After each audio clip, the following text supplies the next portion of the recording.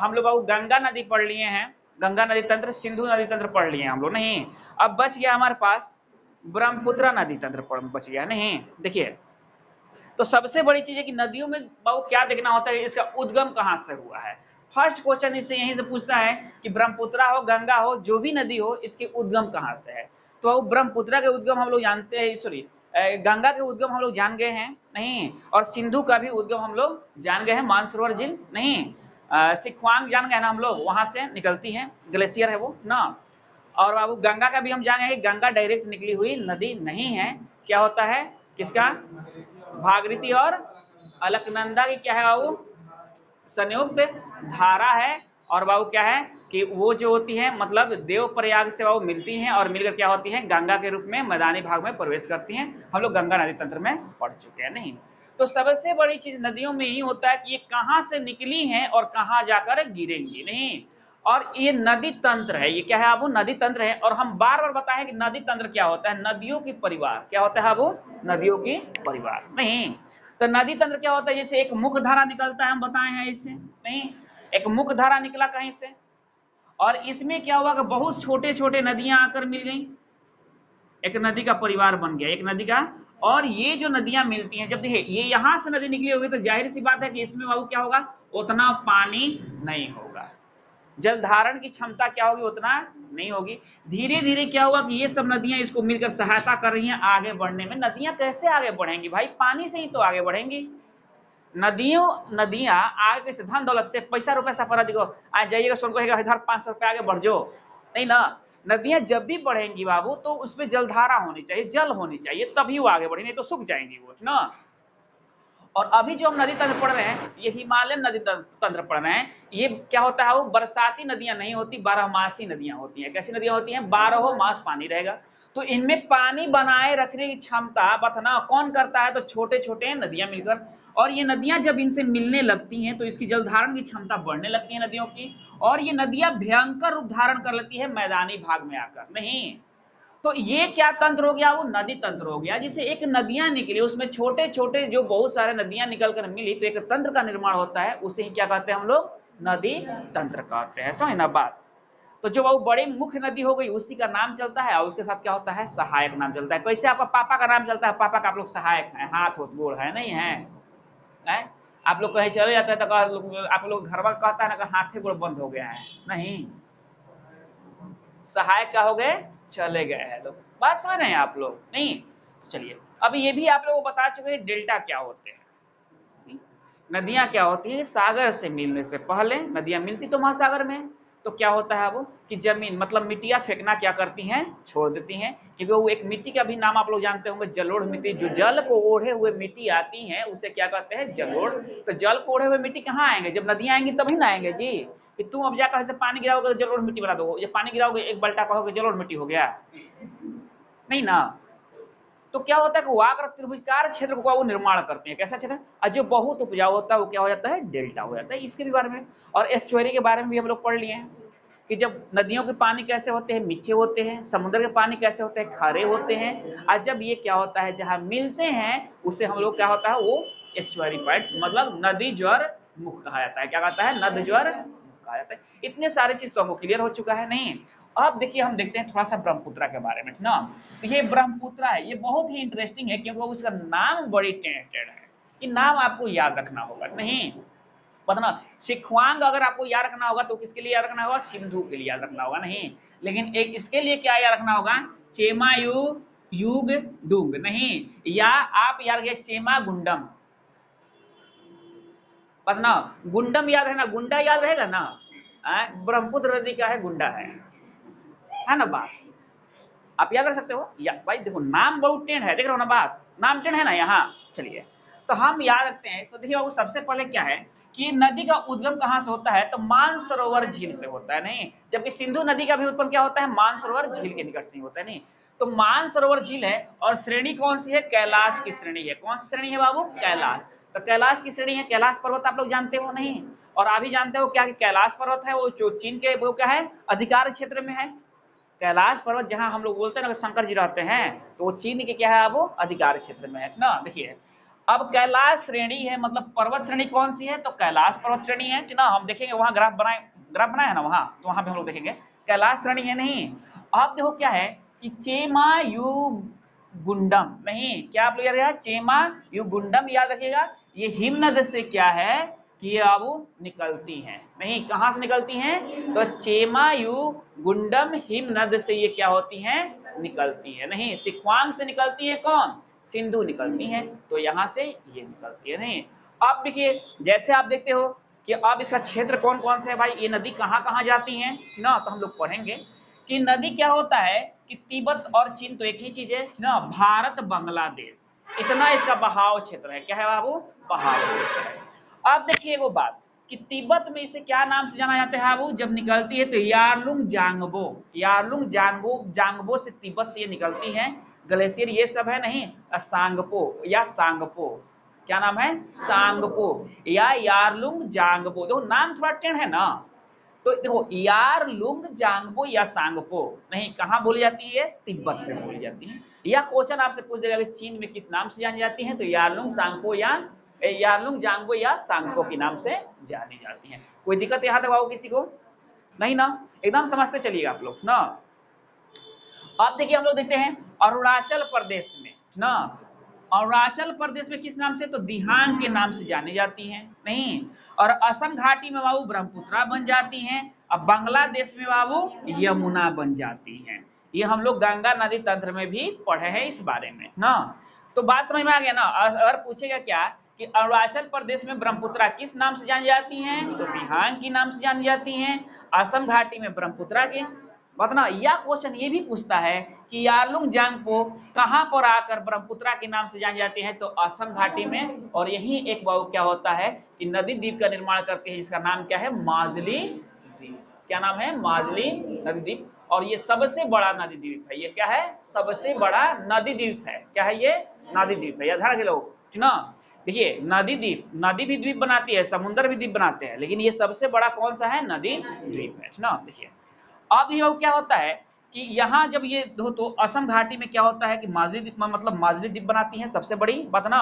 और सुंदरबन डेल्टा आप लोग जानते हो क्या होता है कि जब ये जमुना मतलब बाबू क्या ब्रह्मपुत्रा नहीं किससे मिलती हैं, किससे मिलती हैं, गंगा से मिलती हैं, ठीक ना, मतलब पद्मा से मिलती हैं जैसी बात ना। तो वहां से क्या होता है कि एक बाबू क्या होता है कि एक बाबू निर्माण करती है डेल्टा की, जिसे सुंदरबन डेल्टा कहा जाता है। नहीं तो पूछता है क्वेश्चन कि सुंदरबन डेल्टा का निर्माण कौन सी नदी करती है, तो ब्रह्मपुत्रा और गंगा। नहीं या आपसे कहीं कहीं दे देगा यमुना और गंगा, तो ये भी आपको सही होगा क्योंकि बाबू वहां ये यमुना के नाम से ही जाती है। या यमुना एवं पद्मा भी दे देगा, तो आपको ध्यान रखना है कि पद्मा के नाम से ये नहीं, समझ ना बात। देखिए आप देखो तो क्या होता है अब क्योंकि पद्मा भी गंगे का नाम है, नहीं।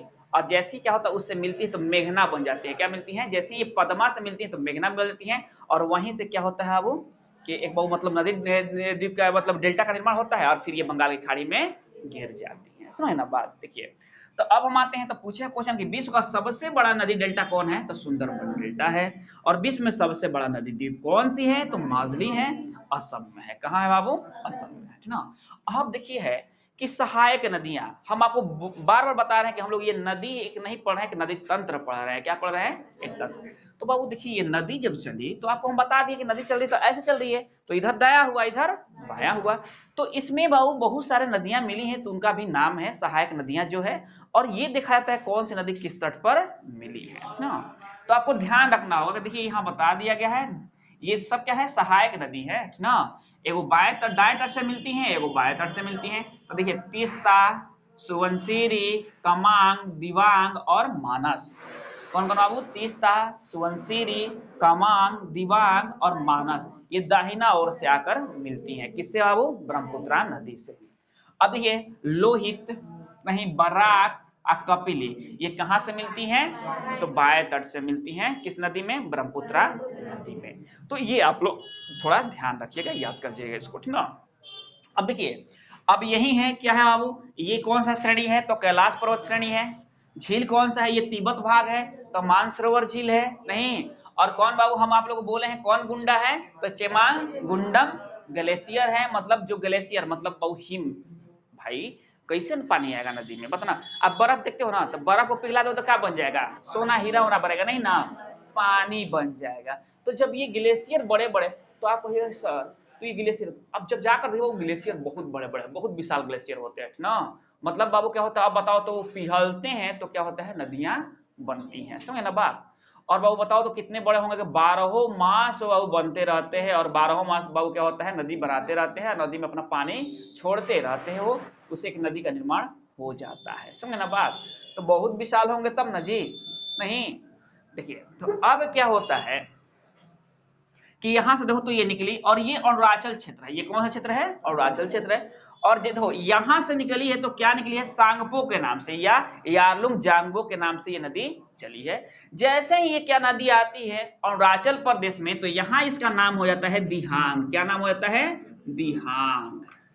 किसका नाम हो जाता है, ब्रह्मपुत्रा की, नहीं। और ये दिहांग क्या होता है, ऐसे आते आते जैसे ही असम घाटी में प्रवेश करती है, तो यहां इसका नाम हो जाता है क्या, ब्रह्मपुत्रा। क्या नाम हो जाता है बाबू, ब्रह्मपुत्रा, नहीं।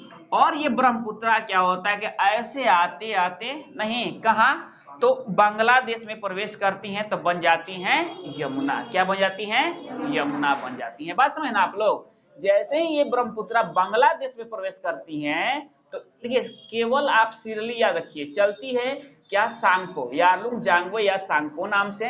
अरुणाचल प्रदेश में जैसे ही प्रवेश करती हैं तो क्या बन जाती हैं, दिहांग। और जैसे ही वहां से असम घाटी में आती है तो नाम हो जाता है हम लोग का भारतीय नाम, कौन, ब्रह्मपुत्रा।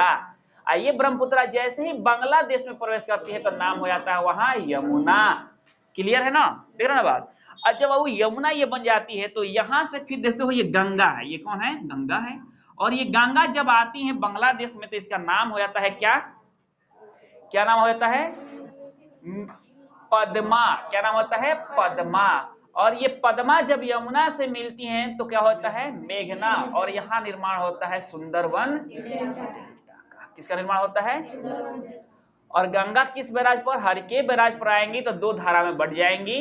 कौन कौन सी धारा, भागीरथी और हुगली, नहीं। भागीरथी आगे बढ़ जाएंगी और वो क्या होगा, वो कहाँ चली जाएंगी, बांग्लादेश में आ जाएंगी वो भागीरथी, तो पद्मा बन जाएंगी।